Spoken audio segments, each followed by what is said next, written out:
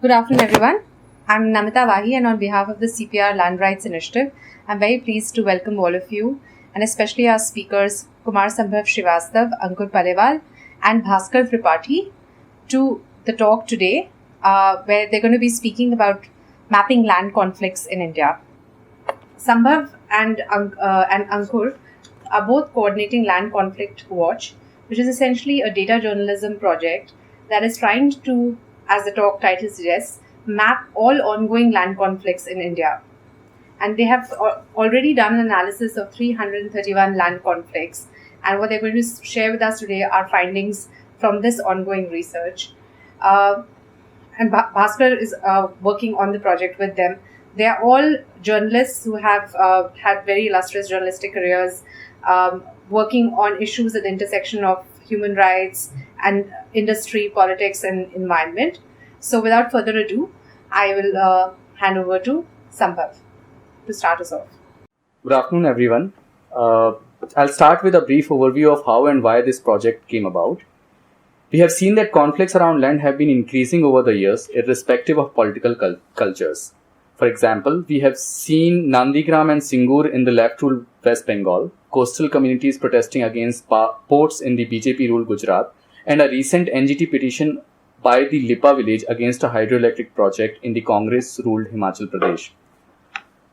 The scale and form of violations and violence might vary from state to state, but conflicts around land are increasingly happening across the country. We have been increasingly seeing this. However, to the best of our knowledge, there has been no nation-wide study on the nature, spread, and impact of the ongoing conflicts in India in the past few years. One of the most significant studies on land conflicts was carried out by the Center for Policy Research Land Rights Initiative recently, which analyzed all the disputes related to private land acquisition adjudicated by the Supreme Court so far. Another important study was done by the Rights and Resources Initiative, a Washington-based think tank, in 2014, in which it analyzed land conflicts reported in the national media over 2 years.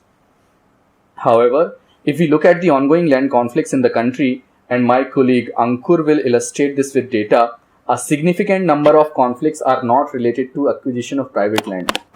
They are happening around the use of common land. Often they do not reach the courts, but manifest in the form of extra-legal protest on ground. Many of the conflicts are also not covered by the national media. They often get reported in the vernacular press as isolated incidents. As a result, the aggregate picture of the scale and the intensity of the conflicts and the emerging trends at the national level remain unclear. We are trying to bridge this gap. Building on the Rights and Resources Initiative study of 2014, we thought of devising a project that captures conflicts not only reported in the national media, but documented in any written or audio-visual format from village to the national level. And that's how the idea of Land Conflict Watch came about. We worked with the land rights scholars at the Rights and Resources Initiative in Washington, DC, and also with the Tata Institute of Social Sciences in Mumbai, and with the web developers to devise this portal that allows online documentation, submission, review, mapping, and analysis of land conflicts. It not only presents a macro picture of the conflicts at the national level, but also zooms in to give details of each conflict at the micro level. While my colleague Bhaskar will take us through the website and explain how to use its different features, I'll briefly talk about the methodology that we follow to collect and verify data. We have enrolled researchers and journalists in most of the states who keep a track of land conflicts reported in their regions. They have their user accounts on the portal, which gives them access to an online form that is used to submit data on a particular conflict. Each form is thoroughly reviewed and it goes to and fro between the researchers and the reviewers to ensure accuracy and proper sourcing of data. Once the form is approved, the conflict is added into the database and its numbers are reflected on the website. So, as we wait for the PowerPoint to come along, what I'll do is that we did some analysis of the data that we had gathered. I'll just walk you through that, what our data actually means. So we analyzed data of 331 conflicts. Together they affect over 3.6 million people and span over 1 million hectares of land. and affect business or investment worth 1.2 million rupees. Some of these conflicts turn violent and violate human rights. The disputes are more intense in resource-rich states like Chhattisgarh, Jharkhand, and Odisha, where land is forcefully acquired, public hearings are farcical, documents are forged, dissenters are booked under false charges, compensation is paid partially, houses are torched, and people get killed.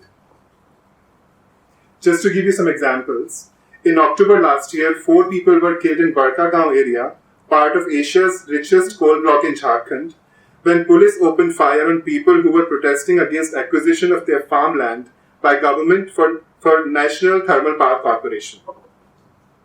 Next case is an example from Chhattisgarh. Heavily forested Raughat Hills near Kaker district have one of the largest iron ore deposits in India. For Gond tribals living in the region, these hills are their god that they worship and also depend on it for their livelihood. For obvious reasons, these hills also attracted the attention of Steel Authority of India that wants to mine there and feed the ores to its highest profit-making company, Bhilai Steel Plant. The company also wants to build a township, a hospital, a school there for its employees. About 3 years ago, when tribals learned about the activities of the company, they started protesting against mining and formed an organization called Raughat Sangharsh Samiti. As the movement started to build up, so did the security presence in the area. Around the affected villages, about 35 in number. In no time, leader of the movement was picked up by the police, and then the second leader was picked up by the police, and whoever then raised the voice was picked up by the police. People were beaten up, women were harassed. They were all arrested on the charges of disturbing peace in the region. This has created widespread fear in the region and has crippled the movement. People then took another route and filed a PIL in Chhattisgarh High Court on 2 grounds: that the hills are sacred, and first the process of implementation of Forest Rights Act need to be completed. The case is on. For the analysis, we divided the conflicts into 5 broad categories. Infrastructure consists of conflicts caused by development of projects like airports, roads, townships, SEZ, etc.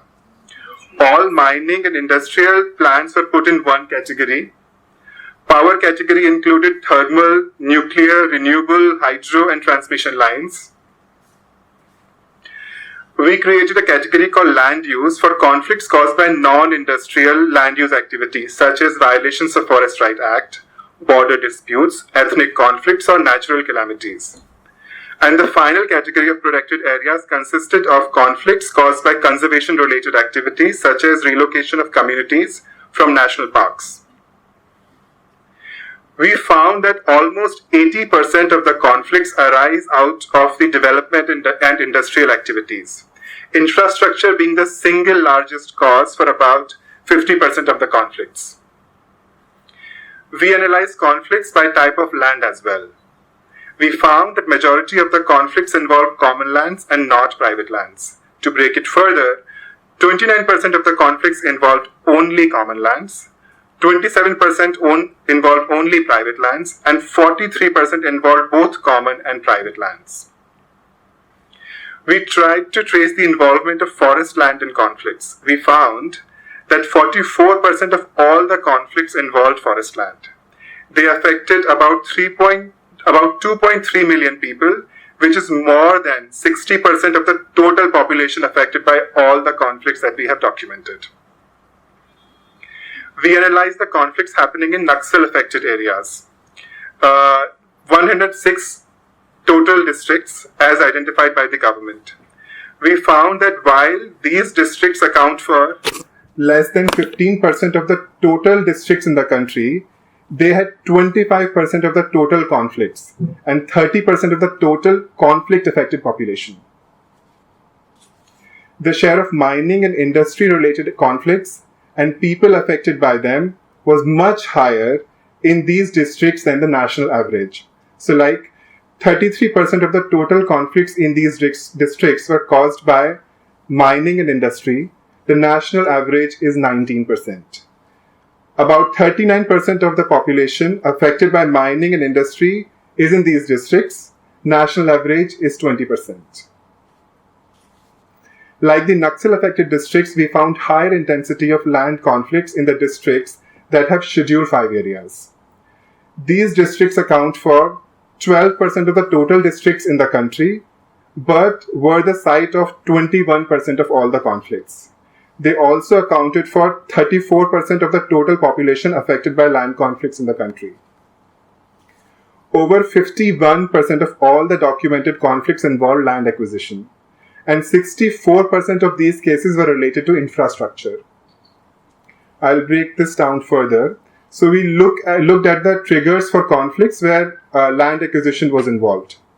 In 48% of the cases, compensation was an issue, like either it wasn't paid, or wasn't paid fully, or people demanded more. In 30% of the cases, people denied giving their land away, just at all. In 16% of the cases, resettlement or rehabilitation was a major issue. 22% were cases, mostly procedural in nature, like land acquisition notices were not served, or served at the last day, or Gram Sabhas didn't happen properly. Some of the inferences that can be drawn from the analysis are as follows. Predominance of commons as a source of land conflicts, with about 3/4 of the conflicts involving public lands. This points to poor recognition of customary rights over community lands. There is higher intensity of conflicts in Naxal-affected and Schedule 5 areas in comparison to the national average. Most of the conflicts related to private land acquisition are related to compensation and procedures of acquiring the land, which reflects that despite LARR 2013, issues around land acquisition are far from resolved. In future, as we go along, we'll add more layers of analysis. For example, we'll be collecting data on time series. That means which conflict took how much time to resolve. We'll be looking into the reasons of resolution of those conflicts. And we'll also be analyzing the comments that we have gathered from government and corporates about what do they think about these conflicts. I think I'll hand it over to Bhaskar now. I'll just quickly walk you all through the website and features how to use it, and then we can discuss. Yeah. So these the filters on your right side, extreme right, in the blue section, are the filters that can be used to search conflicts on our database. If we use state, if you go on the state drop-down menu and select Chhattisgarh, and you select submit, then once the post page opens, you'll see that you get a list of conflicts from Chhattisgarh. You will get a list of conflicts from Chhattisgarh. On the right side of your screen, you get the list of conflicts, and then once you look at the map also shows the spread and intensity of the land conflict by the colors and size of the dots. And once you scroll down, it's not showing here, but once you scroll down right below the map, you see a few numbers that talk about number of conflicts that we have reported so far from Chhattisgarh, affected land area in Chhattisgarh due to these conflicts, then people affected due to these land conflicts, these kind of figures. And these figures always correspond to the filters that you've put in the advanced filter section. And you can also play up with these filters. For example, if I want to know what kind of conflicts are going on in the protected areas of the country, I'll go in the sector section, I'll select protected areas, and then I'll select FRA, non-implementation and violation from the reasons option. And once I click the submit, I'll get the list of the conflicts that are going on in the protected areas of our country related to FRA. And the numbers correspond to the filter options. Will also tell you about the impact and spread of the conflict. Now, if you want to know more about a specific conflict, we can just click on any of the headline. For example, if we click on the conflict in Simlipal, conflict in Simlipal National Park. So basically, when you reach this page, the upper section has all the details that Sambhav has already spoken about, like when did the conflict start, number of people affected, and news links where the conflicts was reported in national media or vernacular press. And most of our, not in this case, but most of our conflicts also have documents attached, scanned copies. And then the summary of the conflict briefly tells you about the issue and the latest development about the conflict. For example, the summary here talks about what happened in Simlipal. So in Simlipal, almost 63 villages were relocated from the core tiger zone of Simlipal Tiger Reserve. About 40 of them already got their forest rights recognized in 2015. Even after that, they were relocated in January 2016. The people who got relocated claim that they were induced into relocating, but then forest officials draw a different picture. They told LCW that all the relocations were voluntary. Conflicts are going on different fronts in Simlipal right now, currently as we speak. 2 villages inside the core area resist the, let's say, relocation by Forest Department. 59 villages in buffer area are afraid of being relocated and they are protesting these days. And then there are Mankedia tribes. They are nomadic in nature. Mankedia tribes are contesting with the administration to get their habitat rights recognized. Habitat rights means that they collect this specific siali fiber from the core zone for their livelihood. So they want the right to go into the core zone and collect the fiber. Now, if I talk about further developments that we are going to do with the website, this post page in future will also include videos, photos, and hyperlinks related to the conflicts. So one can also, rather than reading, one can also see or feel whatever is going on in the site. And then I would want to clarify a few things. Data is still being collected. Numbers in each state or filter combinations partially represent the ground situation. Best available estimates were taken in terms of the numbers.